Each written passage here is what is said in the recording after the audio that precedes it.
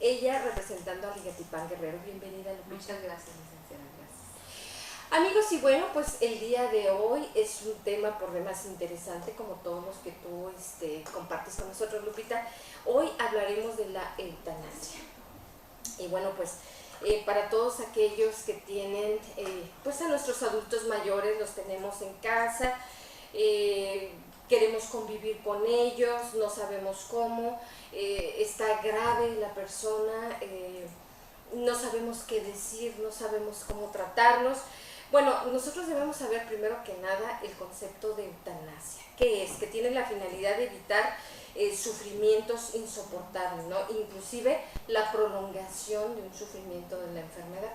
Así es. Lupita, por favor, explícanos tú explícitamente ese concepto de la eutanasia. Así es. Bueno, viene del griego eu, que significa bien. Ay, perdón, aquí sí se ve. Bien. Disculpa, Lupita. Sí, no te preocupes, licenciada. Del griego eu, que significa bien, y thanatos, pues que es muerte, ¿no? O sea, es bien morir, muchos dicen buena muerte. Entonces, el concepto básicamente eso es lo que significa. Desde los griegos, pues en esa época de los antiguos griegos existía controversia en cuanto a qué podemos hacer cuando ya la persona está sufriendo mucho. ¿Qué hacer para evitarle el sufrimiento a la persona? Sí. Sobre todo yo creo que es en cuanto a la familia, que es la persona directa, los involucrados, ¿no? Que yo creo que es una de las cuestiones difíciles por las que pasa la familia. Entonces se ha hablado mucho, por ejemplo en Grecia, Hipócrates dijo que Hipócrates no estaba de acuerdo en lo que era la eutanasia. Antes sí se veía de una manera bien el hecho de celebrar la eutanasia con las personas que lo solicitaran, pero Hipócrates estaba en desacuerdo. Él decía que lo que tenía que hacer el médico es en pro de la vida, no en pro de la muerte. Entonces hay un filósofo inglés que se llama Bacon. Él lo volvió a tomar en los 1600 y cacho otra vez el tema. Y él habló de que así como nosotros tenemos el arte de vivir, pues debemos de tener el arte de morir, ¿no?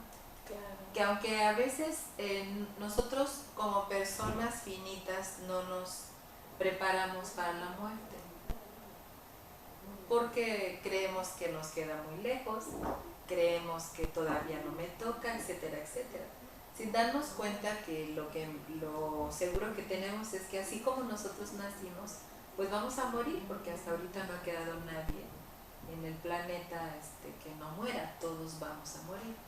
Entonces aquí La controversia se ha dado en este país de que si se da la eutanasia, si no se da, y por supuesto que no se ha legislado para que se dé.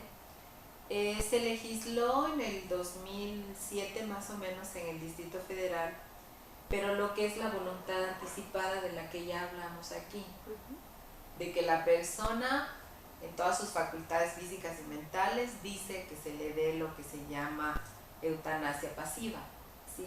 Que yo digo, yo no quiero que me dé un encarnizamiento terapéutico, ¿sí? Que nada más me va a prolongar la vida, pero no me va a curar, ¿sí? Entonces yo quiero que dejen que la muerte venga de forma natural, quiero morir en mi casa, quiero que no me entuben, etcétera, etcétera. Entonces está legislado eso en muchos estados del país, Quintana Roo, Tabasco, Aguascalientes, Guanajuato, Querétaro, el propio Distrito Federal. Ahí sí está legislado lo que es la voluntad anticipada o eutanasia pasiva, ¿sí? Porque hay otra que es eutanasia directa, que es la que hace el médico, administrándole a la mejor morfina en cantidades exageradas, que al fin de cuentas le va a hacer mucho daño a la persona que tiene mucho dolor. El médico sabe que unas cantidades fuertes de morfina le va a hacer daño a la persona, pero bueno, le da esa terapia para el dolor, entonces esa es una muerte, una eutanasia directa, ¿sí? Pero la que está legislada es la eutanasia pasiva o voluntad anticipada, de la que ya charlamos en una ocasión nosotros aquí. Hay una película que se los recomiendo mucho que se llama Mar Adentro, de una persona que quedó parapléjica por un accidente automovilístico, una persona muy joven, tendría menos de 40 años, y fue llevado a la pantalla, fue una vida real de esa persona, que él en esa época, no recuerdo el año, pero sí fue real y se llevó a la pantalla. Yo vi la película, se llama Mar Adentro, se la recomiendo mucho para que más o menos veamos un caso de que habla de cómo la persona le está pidiendo al gobierno de España que le permita que alguien le ayude a bien morir, ¿no? Entonces no se da, licenciada, no se da, no le permiten que alguien le ayude a bien morir a esta persona, pero es tanto su sufrimiento. Él, por ejemplo, era totalmente dependiente de su familia, entonces él nada más para escribir lo hacía con la boca, cualquier cosa nada más la boca podía hacerlo, entonces sufría mucho, a él lo cuidaban su hermano y su esposa. Entonces al final de cuentas sus amigos, licenciada, le ayudan a lo que es el bien morir a esta persona. Y bueno, ya imaginas la controversia que se dio en España, pero por no aceptarle a esa persona. Entonces hay mucha controversia. Hay gente que, por ejemplo, la iglesia dice que ya esa es la película la que está pasando en la pantalla. Entonces hay gente que, por ejemplo, te dice, licenciada, esto ya no es vida. Entonces aquí volvemos a lo mismo, el derecho humano de la persona a tomar sus propias decisiones, licenciada. Que yo creo que aquí la importante pues es la persona. Claro. Si yo como persona decido que ya no es vida la que tengo y que yo necesito pues quitarme este dolor al cual ya no me voy a curar, yo tengo una enfermedad terminal, ya no me voy a curar, todo lo que están haciéndome pues es para quitarme el dolor, pero ese sufrimiento lo voy a seguir teniendo porque mi enfermedad es una enfermedad que me va a llevar a la muerte, entonces yo ya no quiero seguir sufriendo. Y bueno, ahí entra lo que es la voluntad anticipada, que yo creo que todos, no nada más los adultos mayores, yo creo que también los jóvenes, porque no sabemos si vamos a morir jóvenes, si vamos a morir en edades avanzadas, yo creo que todos deberíamos de tomar en consideración lo que es la voluntad anticipada para que no nos lleguen los tiempos y sean otros los que tomen nuestras decisiones, que claro, son unas decisiones que yo creo que son totalmente individuales, desgraciada. El hecho de que yo ya no quiera vivir, pues es una decisión mía nada más y de nadie más. Entonces, yo tengo un ejemplo que lo viví muy de cerca con una tía de mi esposo. A ella le dio un derrame cerebral, era una mujer como de 60 años, no era muy grande, como de 60 años, y era una tía de mi esposo que llega al hospital del Issste en Acapulco y le dicen que tenía muerte cerebral, así se lo dijeron a su familia. Ella tiene una hija que es enfermera, en ese tiempo estaba muy jovencita su hija, pero ya estaba trabajando en el Issste, entonces ella se mete a hablar con los médicos y les pide que la avienten de lo que le había sucedido a su madre. Tenía totalmente invadido de sangre su cerebro. Entonces la hija sale, me acuerdo, estábamos todos afuera del hospital, yo lo vi muy de cerca. Y ella habla con mi esposo es abogado y le dice, ¿tú qué piensas? Me están diciendo los médicos que yo puedo tener aquí a mi mamá 1 mes, 2 meses, 3 meses, 1 año, pero que mi madre ya no se va a recuperar. Entonces ella le están dando muerte artificial. Entramos, mi esposo y yo, a verla y sí, estaba toda entubada la señora.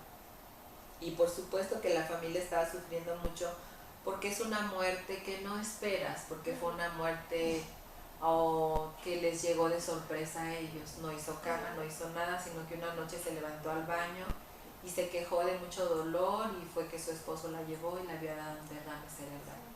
Entonces toda la familia, licenciada, tomaron la decisión de que se desconectara, ¿sí? Entonces ahí fue la familia, la tía de mi esposo, por supuesto, que no previó esta situación. Como todos, yo creo muchos, la mayoría de los que nos están escuchando ahorita, no pensamos en que vamos a morir, no nos preparamos pues para el arte de bien morir, ¿no? Como decía Bacon muy sabiamente.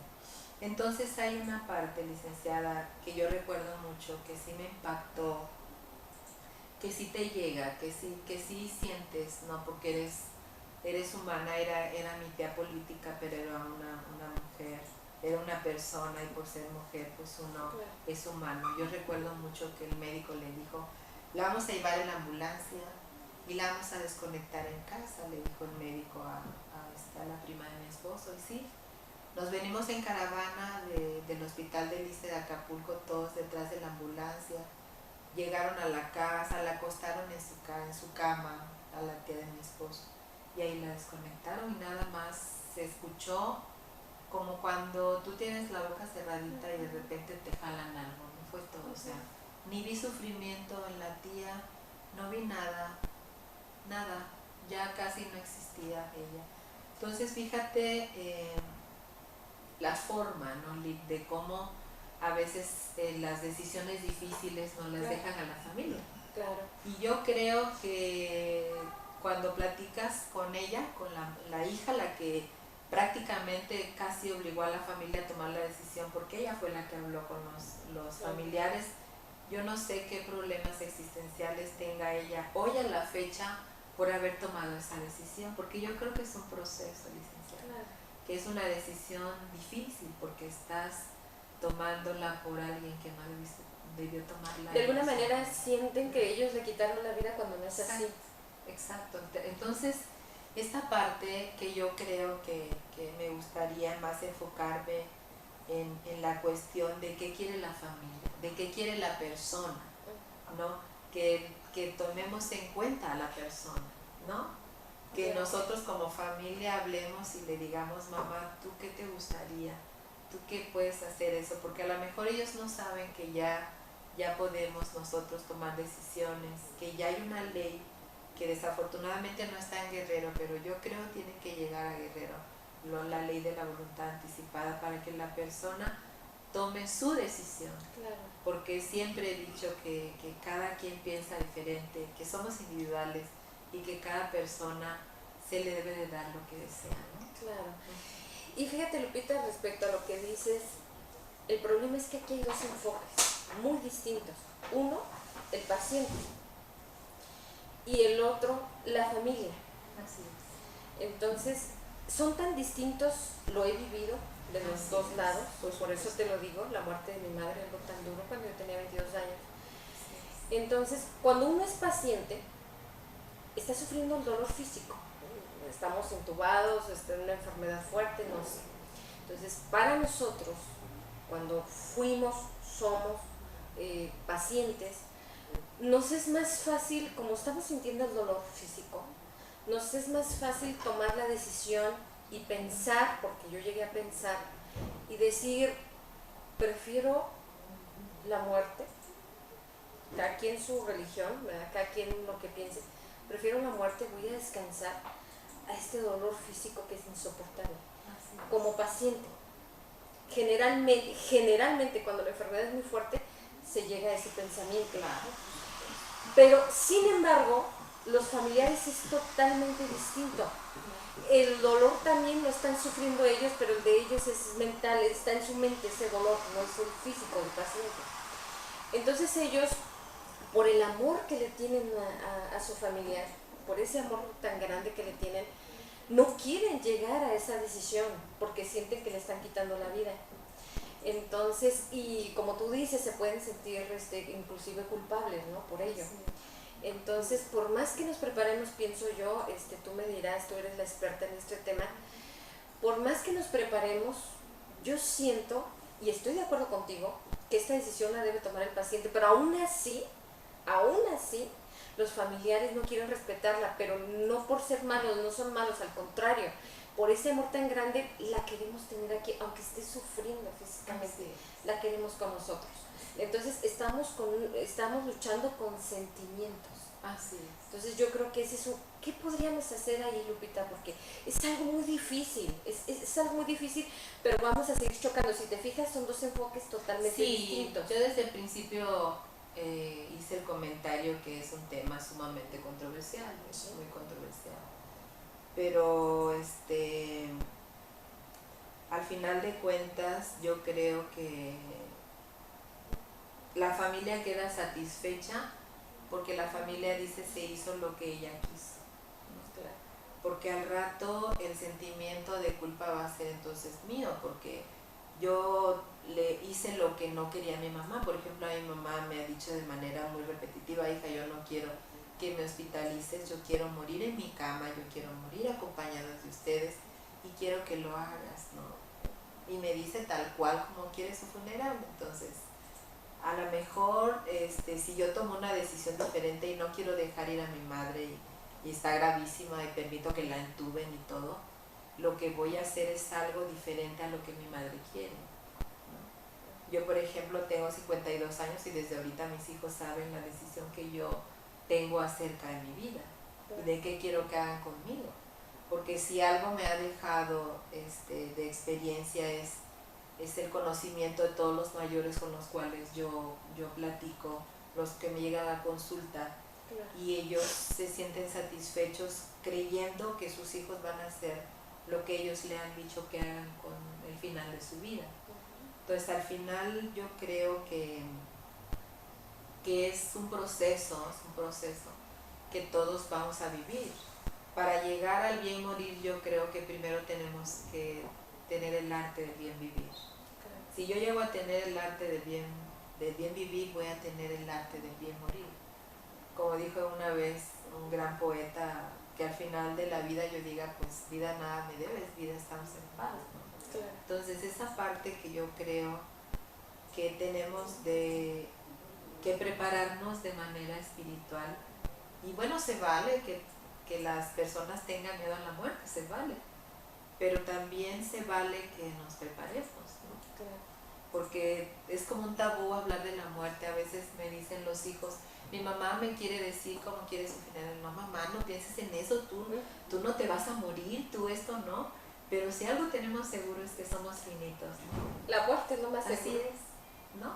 Entonces, cuando pasamos ese proceso y que aceptamos nuestra propia muerte, yo creo que estamos del otro lado, licenciada. Claro. Y vamos a tratar de tomar las decisiones adecuadas, que al final de cuentas van a ser las decisiones de mi familia, de la persona y no mías.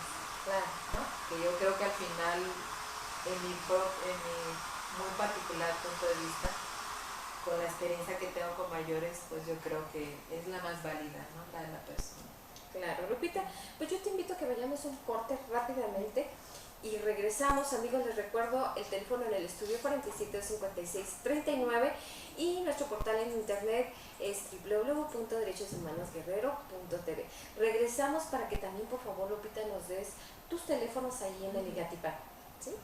No se vayan. Derechos Humanos Guerrero, una radio que te habla derecho de los derechos humanos. Derechos Humanos Guerrero, una radio que te habla derecho de los derechos humanos. Escúchanos a través de nuestro portal www.codeumgro.org.mx. Desde Avenida Juárez, esquina Galo Soberón y Parra, Colonia Centro, código postal 39000, en Chilpancingo, Guerrero. Comunícate con nosotros a nuestros teléfonos 01747 49 42000 con 10 líneas o a nuestra alada sin costo 01800 710 6600. Esta es la radio de la Comisión de Defensa de los Derechos Humanos del Estado de Guerrero. Nuestra historia. La Comisión de Defensa de los Derechos Humanos del Estado de Guerrero se instaló oficialmente el día 28 de septiembre de 1990 y de conformidad con su ley de origen, la Comisión es un organismo con personalidad jurídica y patrimonio propios, de integración plural, con la participación de la sociedad civil, dotado de autonomía técnica y operativa, con relación directa con el titular del Poder Ejecutivo y sin intermediación alguna, para efectos de comunicación y auxilio material, pero sin estar sometida a su mando. Su objetivo principal es diseñar e implementar los instrumentos necesarios para promover, salvaguardar y defender los derechos humanos de los guerrerenses y en general de los habitantes y visitantes del Estado, cuando su violación sea responsabilidad de los servidores públicos estatales y municipales. Las condiciones socioeconómicas, geográficas y culturales de la entidad han sido limitantes para el goce de los derechos del ciudadano, por lo que, además de las oficinas centrales ubicadas en la capital del estado, ha sido indispensable crear coordinaciones regionales de derechos humanos para acercar los servicios de la Comisión a la ciudadanía. Para reforzar los programas de asesoría y orientación y dar paso a una consolidación en los derechos humanos, para promover el ejercicio real de estos derechos y su protección y defensa, convirtiéndose estas coordinaciones en un valioso soporte para hacer llegar los servicios a la totalidad de la población.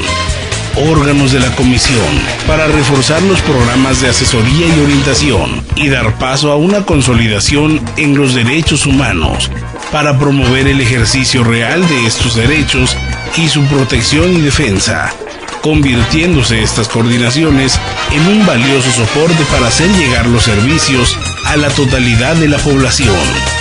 Órganos de la Comisión, para reforzar los programas de asesoría y orientación y dar paso a una consolidación en los derechos humanos, para promover el ejercicio real de estos derechos y su protección y defensa, para promover el ejercicio real de estos derechos y su protección y defensa, convirtiéndose estas coordinaciones en un valioso soporte para hacer llegar los servicios a la totalidad de la población. Órganos de la Comisión. Consejo Técnico. De acuerdo a la ley, posee un rango equivalente al de magistrado del Tribunal Superior de Justicia del Estado. Secretario técnico de la Comisión y del Consejo. Tiene el carácter refractario de los actos de la Comisión y de su Consejo Técnico, además de las funciones de carácter ejecutivo que le confiere el presidente, como lo son los programas de capacitación tendientes a desarrollar una cultura de derechos humanos entre la población. Visitador General. Es un órgano de la Comisión presidido por su visitador general, integrado además por 3 consejeros técnicos que no poseen el carácter de servidores públicos. Su atribución se contemplan en el artículo 35 de la Ley de la Comisión. Secretario Ejecutivo. Nombrado en base en la atribución conferida en el segundo párrafo del artículo 10 de la ley, como titular de la unidad encargada de llevar a cabo el seguimiento de las resoluciones emitidas por la Comisión, teniendo como principal objetivo el de vigilar que las resoluciones sean cumplidas. Área de orientación y quejas. Adscrita directamente a la presidencia. Tiene función primordial la de recibir o formular las quejas, turnándolas de inmediato a la Visitaduría General, además de proporcionar información y asesoría a las personas que lo soliciten. Coordinaciones regionales.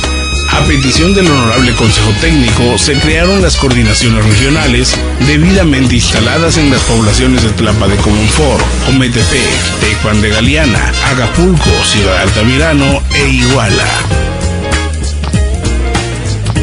Comisión de Defensa de los Derechos Humanos del Estado de Guerrero, por el respeto a la dignidad humana.